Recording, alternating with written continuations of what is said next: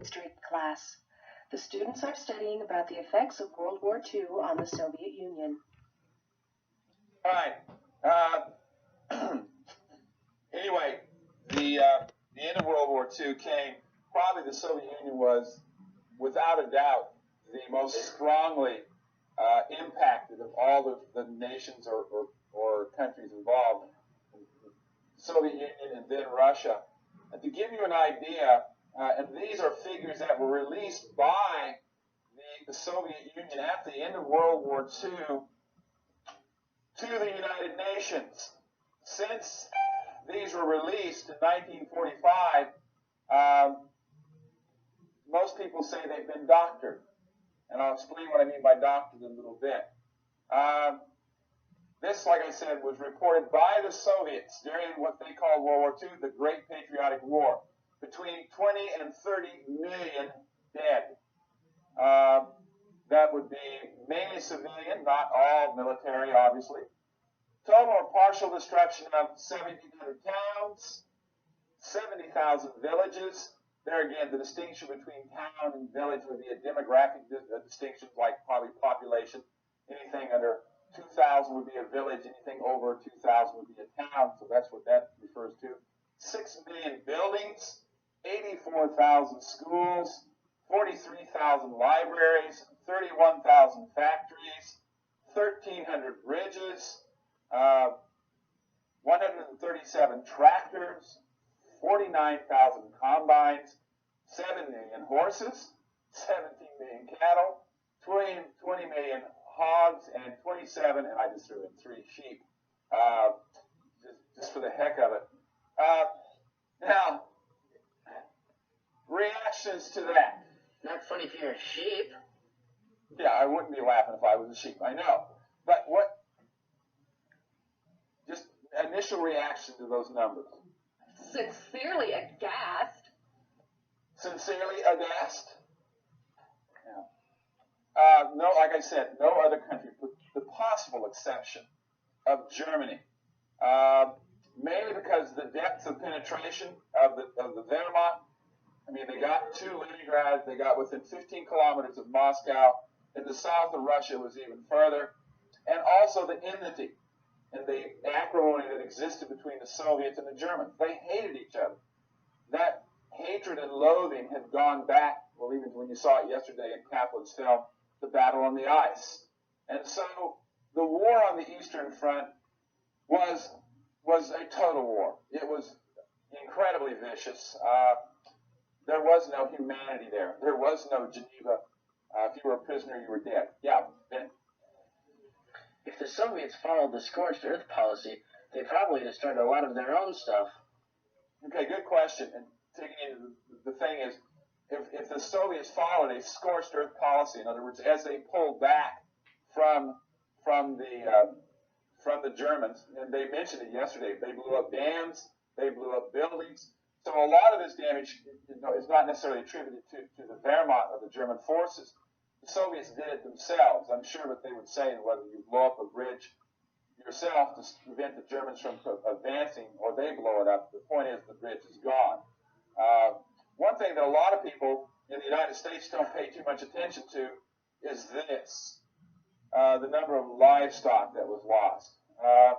In an agrarian society, where probably still 60% of the people relied on producing the food themselves in their farms and stuff, a lot of people were starving to death. I mean, famine, food shortages were massive. Yeah. Russia's factories and things were behind the times then. Okay. And then, with the war destroying stuff, they're still behind. It's still there today.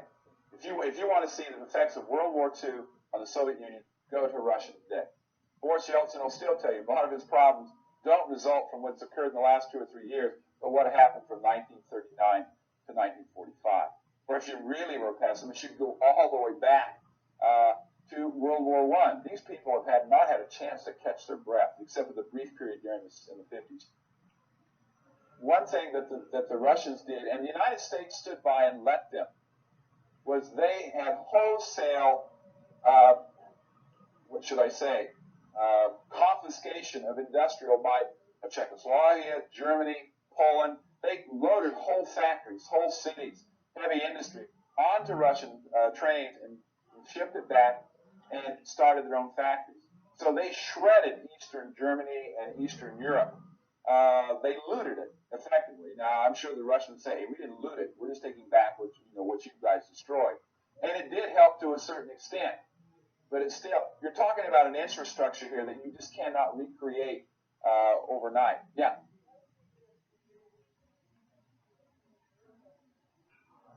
No. To answer your question, they didn't see that.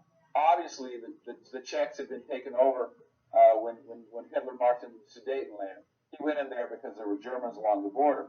So yes, he suppressed the Czechs. But the Russians, I don't think, ever saw the Czechs, or maybe the Slovaks, since they were Slavic. But the Poles, even though they were Slavic, they didn't feel any special kindred to them. It was still Russian for Russians, and you guys can finish on the seconds.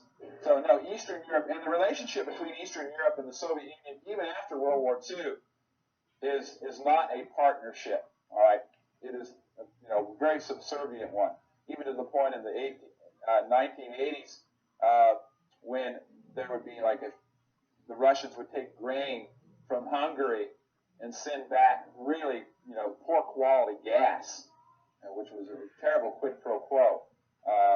But there again, you don't like it, try and rebel from us. So that relationship between Eastern Germany and Eastern Europe and the Soviet Union is going to go on now. Major problem in the Soviet Union, and I showed that to you, Katie, when I read you. The worst thing about communism was you had to live with all these people you don't know. All the houses that were destroyed. They still have a major housing shortage in the Soviet Union. Russia, yeah. So I'm wondering, for the cattle, what percentage of all the Soviets' cattle were destroyed? Okay, as far as percentages, of total cattle population, it's a good question. I would say probably anywhere from 35 to 40%. Okay, and that's sort of a ball. Yeah, go ahead, Dan. That's going to be a more important figure relative to the human population at the time. Yeah. There again, the cattle, whether they were milk producing or whether you produced them for meat, most cattle at this time were used for not so much for meat, which was rare. Even today, if you go to the Commonwealth in the States, if you had meat once a week, it's rare, and then it's some kind of sausage and maybe some chicken. So you won't have beef. So the beast of burden, it was very important. Plowing still. In the 1940s, they were using the cattle to pull their stuff. Hogs, once again, was important for butchering, and there again, sheep. But there again, it was used for wool. It was used for a number of items, not so much for killing in other words, they were seen as a replenishable resource, not necessarily for you to kill them. But these things, all right, can be rebuilt, can be replaced, but probably the biggest loss, and there again, in any war, is, and you may not be able to see this too well, this is out of your book, and this is Soviet war losses. And what it is it looks at the population. It says Soviet war losses in World War II were about 20 million. That has been upwardly revised to around 35 million now, because we found out about 3 years ago that the Soviets lied about the number of people died during World War II. Some people in the United States said they're exaggerating those numbers, not that many people died. As it turns out, they were downplaying it. They lied. There were actually more people killed. Why?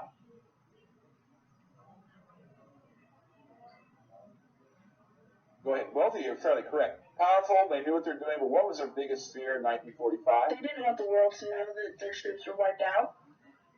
There were elements in the American Army, General George Patton, that really didn't want to stop at Germany. He realized that the Soviet Union was going to be our opponent after World War II, and he would have liked to kept right on marching to Moscow. He knew that he could.